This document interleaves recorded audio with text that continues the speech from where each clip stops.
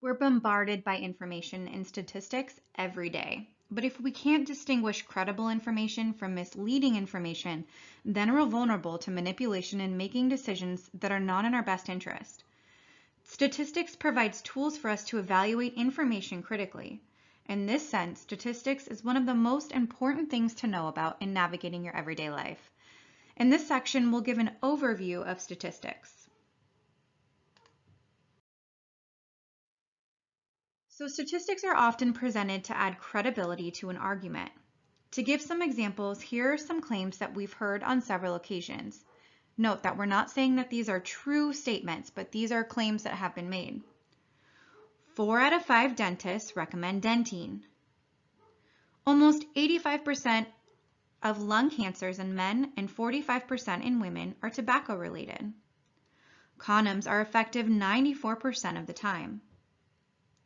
A surprising new study shows that eating egg whites can increase one's lifespan.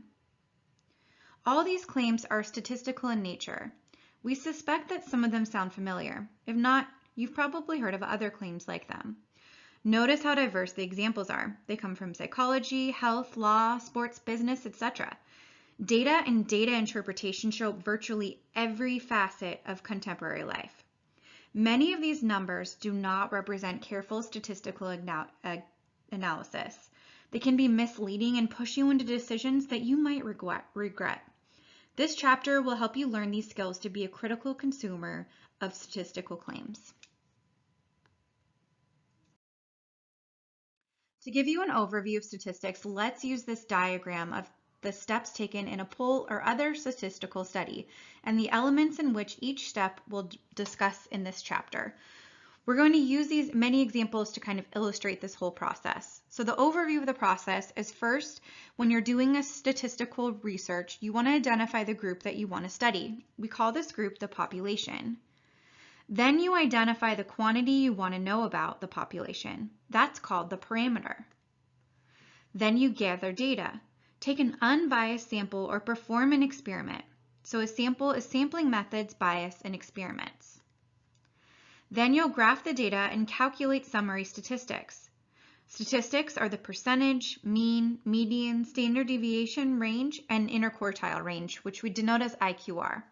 All of these things we will learn about in some later sections. And then we'll estimate the parameter that you wanted to know. We'll use that with the margin of error and confidence interval. So a lot of this is going to sound like very new stuff to you, so don't worry about it. We're going to break this all down for you. So populations and samples. The population of a study is the group we want to know something about. A parameter is the value that we're interested in for the whole population. Examples are average, standard deviations, and proportions. To estimate the parameter, we select a sample which is a smaller subset of the entire population. From the sample, we collect data and calculate a statistic. If the sample is representative of the population, the statistic can be used as an approximation for the population parameter. So let's look at an example. Our class counts the number of M&Ms in a single share size bag to determine the proportion of all M&Ms that are brown. So if we were figuring out what the population of this study is, the population is going to be all M&Ms. Now let's figure out what's the parameter. So the parameter, what we're trying to figure out is the proportion of all M&Ms that are brown. So again, population is the group we want to know something about, so we're looking for M&Ms. And the parameter that I'm looking to figure out, that I'm interested in for the whole population, is the proportion of all M&Ms that are brown. Now, how are we going to estimate this?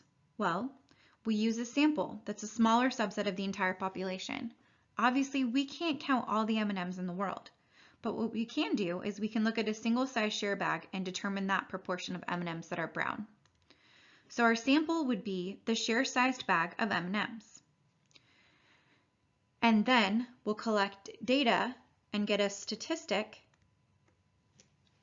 from that data from our sample. So the statistic is going to be the proportion of the share-sized bag that are brown.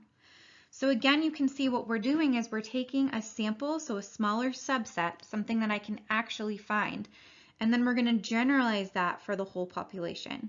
So it might not be perfectly accurate, but if your sample is large enough, it'll be pretty consistent and close. And then the statistic is the proportion of the size bag that are brown, and we use that for a general parameter, and that would be the proportion of all M&Ms that are brown. Let's look at some more examples. The Gallup organization conducted a poll of 1,200 American adults to determine how many hours, on average, Americans spend looking at a screen all day. Determine the implied population, sample, population parameter, sample statistic, and an example of what a raw data would look like. So in this situation, what is the population? So again, it's not just the sample that I'm looking at. What am I looking at overall? Well, I'm trying to determine how much time on average so all Americans spend looking at a screen. So my population is going to be all Americans. What's the parameter? What am I trying to figure out? I'm trying to figure out the average number of hours per day on the screen among all Americans. Now, how I'm going to do this? To go through and actually do a poll of all Americans would be really hard to do. So what we're going to do is we'll do a sample of 1,200 adult Americans. And then from that sample, I'll get a statistic.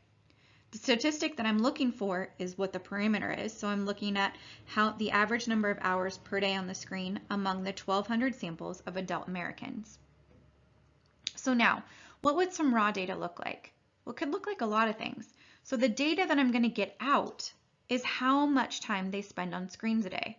So that could be like 6.25 hours. That could be one of our data values. 3 hours, 1.5 hours, 15 minutes.